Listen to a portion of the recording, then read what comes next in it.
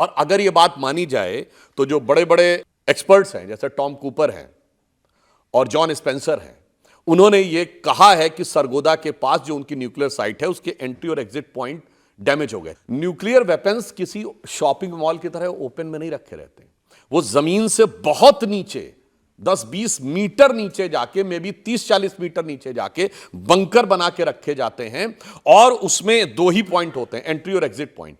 In case ये माना जाए, ये हम नहीं कह रहे हैं, जो इंटरनेशनल मीडिया में इस ढंग की खबरें आई, अगर उसमें कोई लीकेज हो गया हो और लीकेज की कोई संभावना हो, क्योंकि मंडराया था ना कोई जहाज जाके, और इस पे समझिए 14 मई को अमेरिका के स्टेट डिपार्टमेंट की प्रेस कॉन्फ्रेंस में पूछा गया, ये क्वेश्चन पूछा गया कि क्या अमेरिका का कोई जहाज गया है पाकिस्तान में लीक की जांच करने, तो वो कह सकता था ये बिल्कुल गलत है। उसने कहा कि इस क्वेश्चन का जवाब देना मेरे परव्यू में नहीं। अब यदि यह मान लिया जाए कि कुछ खतरे की संभावना थी, तो आपको पता है सरगोदा कितना दूर है भारत के सीमा से? केवल 177 किलोमीटर, यानी दिल्ली से मथुरा ज्यादा दूर है, भारत की सीमा से सरगोदा कम दूर है। तो in case of any eventuality कुछ भी हो सकता था। तो क्या था, ये रक्षा विशेषज्ञों को और उनके ऊपर छोड़ देना चाहिए, वो ज्यादा बेटर रहता है।